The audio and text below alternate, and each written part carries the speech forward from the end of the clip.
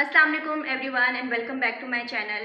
जैसा कि रिसेंटली मैंने आपके साथ शेयर किया था that I have created a playlist of CSS preparation, जिसमें मैंने 2016 से लेकर 2024 तक के जितने भी टॉपिक्स थे सोशियोलॉजी पेपर्स के उनको लिस्ट डाउन किया है और अब मैं उनसे रेलिवेंट कंटेंट आपके साथ शेयर करती रहूँगी so that you can prepare accordingly. अच्छा जी, 2016 के पेपर में जो टॉपिक्स आए थे उनमें से एक टॉपिक था सोशल स्ट्रेटिफिकेशन, यानी इससे रेलिवेंट सवाल आया था। तो अगर आप सोशल स्ट्रेटिफिकेशन के कॉन्सेप्ट को समझ लेते हैं तो सवाल कैसा भी आए फिर आप उसको अटेम्प्ट कर सकते हैं।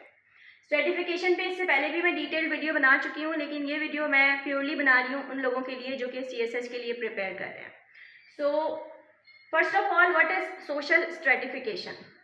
देखिए, जो ह्यूमन सोसाइटीज है ना, उनमें बहुत सारे डिफरेंसेस होते हैं लोगों में, यानी एज की बुनियाद पे, जेंडर की बुनियाद पे, सेक्स की बुनियाद पे, पावर की बुनियाद पे, इनकम की बुनियाद पे और कुछ पर्सनल कैरेक्टरिस्टिक की बुनियाद पे लोग एक दूसरे से मुख्तलिफ होते हैं। लोग एक जैसे नहीं होते हैं और इन्हीं चीज़ों की बुनियाद पर लोगों को हम डिवाइड कर सकते हैं या लोग डिवाइड होते हैं इनटू डिफरेंट स्ट्रेटा।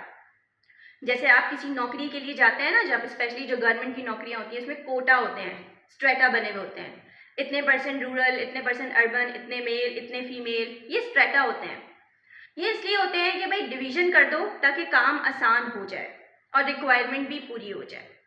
तो जो ह्यूमन सोसाइटीज है ना, उनमें भी परमानेंट डिवीजन ऑफ ग्रुप्स होती है जिसको हम सोशल स्ट्रेटिफिकेशन का नाम देते हैं। और ये इसलिए होती है कि लोग एक जैसे नहीं है, उनमें फ़र्क है। क्यों फ़र्क है? क्योंकि माशरा खुद हीट्रोजीनियस है, माशरा सेम नहीं है, एक जैसे लोग नहीं हैं, उसमें मुख्तलिफ लोग हैं, मुख्तलिफ कल्चर्स हैं, मुख्तलिफ रिलीजन्स हैं। तो माशरा जो इन नेचर में हीट्रोजीनियस है।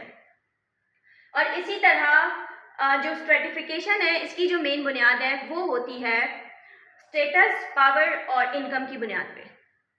यानी basically it is ranking order. Stratification is the ranking order, it is the hierarchy. Hierarchy का मतलब होता है रैंकिंग ऑर्डर। वो रैंकिंग ऑर्डर जिसमें आप लोगों को एडजस्ट करते हैं, डिवाइड करके एडजस्ट करते हैं अपर एंड लोअर की कैटेगरी में। और आज के दौर में आपको पता है कि अपर में कौन आता है? जिसके पास पैसा है, यानी वो लोग जिनके पास पैसा, प्रॉपर्टी, ओनरशिप, स्टेटस ज़्यादा है, वो हिरार्की रैंकिंग ऑर्डर में ऊपर आते हैं और बाकी लोग जो है वो नीचे कैटेगरीज में आते हैं। So division of people on the basis of hierarchy, on the basis of these status, power and income is called social stratification.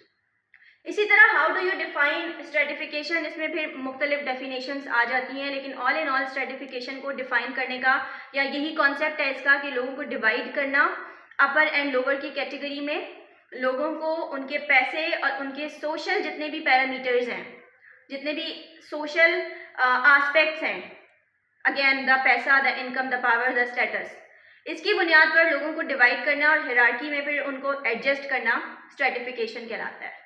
अब बात करते हैं कि इसका ओरिजिन कहाँ से आया, ये कहाँ से इमर्ज हुआ, द कॉन्सेप्ट ऑफ स्ट्रेटिफिकेशन। तो मैं आपके साथ 3 कमेंट शेयर करूंगी थिंकर्स के।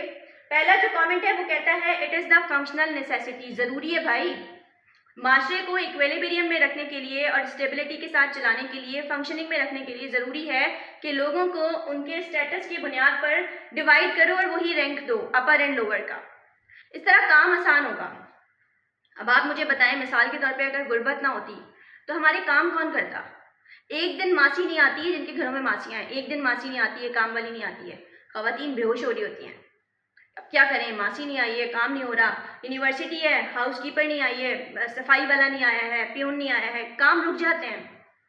ये जो गरीब लोग हैं ये भी उतने ही ज़रूरी हैं जितने के सोसाइटी के अपर क्लास लोग हैं। हर किसी का अपना अपना काम है और वो डिवाइड है on the basis of the specialisation. तो माशरे को फंक्शनिंग रखने के लिए और फंक्शनल नेसेसिटी के लिए, इक्विलिब्रियम के लिए, स्टेबिलिटी के लिए ज़रूरी है कि लोगों को डिवाइड किया जाए हिरार्की की बेसिस के ऊपर। उसके बाद सेकंड जो कमेंट है वो ये कहता है दैट इट वाज इनहेरिटेड।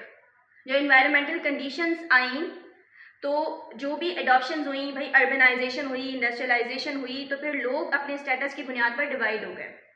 और स्ट्रेटिफिकेशन किसी भी सोसाइटी का यूनिवर्सल लॉ है, हर जगह पाई जाती है।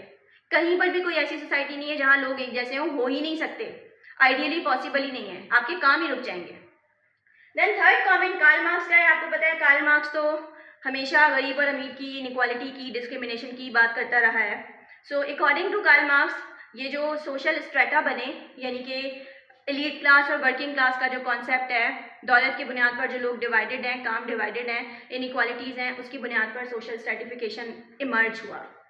सो आई होप आपको स्ट्रेटिफिकेशन का कॉन्सेप्ट समझ आ गया होगा। कॉन्सेप्ट की अंडरस्टैंडिंग आपके पास होनी चाहिए।